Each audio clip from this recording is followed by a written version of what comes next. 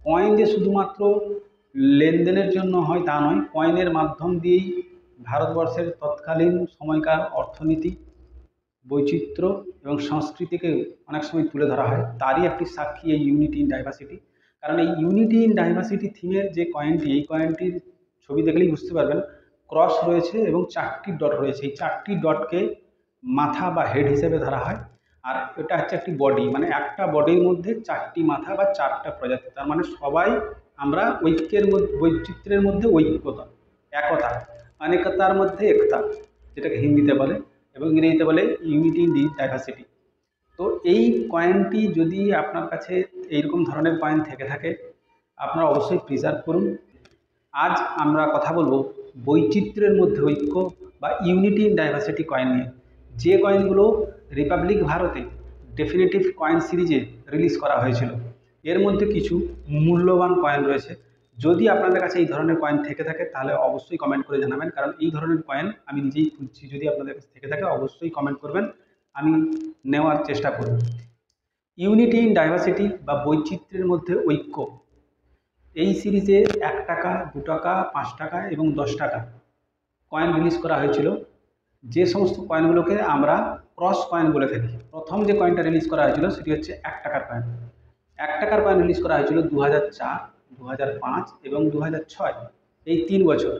তার মধ্যে 2004-এর যে 1 টাকার কয়েন, এই কয়েনটি হচ্ছে খুবই ভ্যালুয়েবল এবং খুবই মূল্যবান আজকের সময়। ওই 2004-এর যে সমস্ত কয়েনগুলো রয়েছে, সেই সমস্ত কয়েন যদি আপনার কাছে থাকে এই ধরনের কয়েন, তাহলে অবশ্যই কমেন্ট করতে ভুলবেন না। এই কয়েনের ডিটেলসে যাই। Metal ferritic stainless steel, weight 4.85 gram এবং এর যে ব্যাস সেটা হচ্ছে 25 মিলিমিটার। এই কয়েন রিলিজ করা ছিল 2004 থেকে 2006 পর্যন্ত। তার মধ্যে 2004 সালের কয়েনই কিন্তু ভ্যালুয়েবল কয়েন, 2005 আর 2006 এখনো পর্যন্ত ভ্যালুয়েবল হয়নি।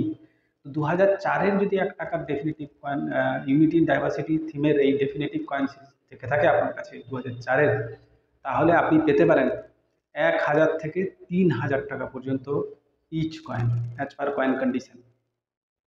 কয়েন কন্ডিশনের উপর টাকা নির্ভর করে।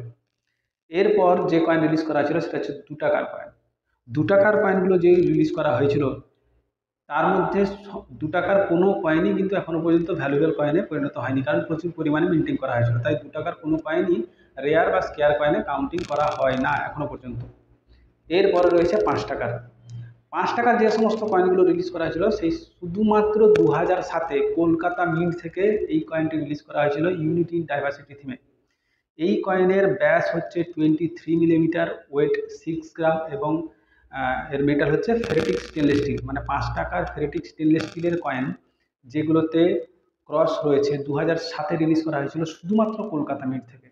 এই ধরনের কয়েন যদি আপনার কাছে থেকে থাকে তাহলে আপনি পেতে পারেন 1000 টাকা থেকে 5000 টাকা পর্যন্ত অ্যাজ পার কয়েন কন্ডিশন।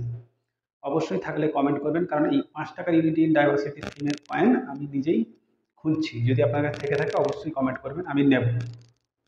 এরপরে রিলিজ করা হয়েছিল 10 টাকার কয়েন।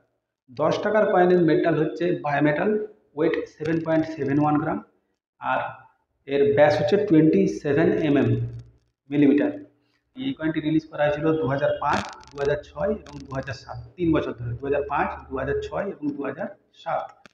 এর মধ্যে 2005-এর যদি 10 টাকার ইউনিটি ইন ডাইভার্সিটি থিমে বা বৈচিত্র্যের মধ্যে ঐক্য, যেটাকে আমরা শর্টে বলি ক্রস কয়েন, যদি আপনার কাছে থেকে থাকে তাহলে আপনি পেতে পারেন 1000 টাকা থেকে 3000 টাকা পর্যন্ত অ্যাজ পার কয়েন কন্ডিশন।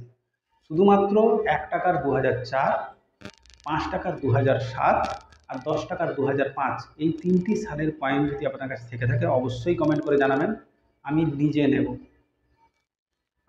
নেব, আপনি কমেন্ট করে জানাবেন। আর আপনার ভিডিও কেমন লাগলো সেটা অবশ্যই জানাবেন।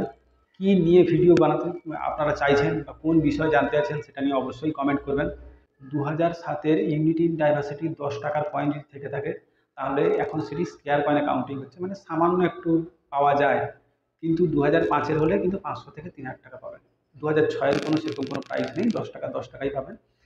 2007-এর হলে তবুও একটু পাওয়া যায়, তাই এখন একটু পাওয়া যায় 2007-এ, হয়তো আজ থেকে 5-10 বছর পরে এটার ভ্যালু বাড়তেই পারে।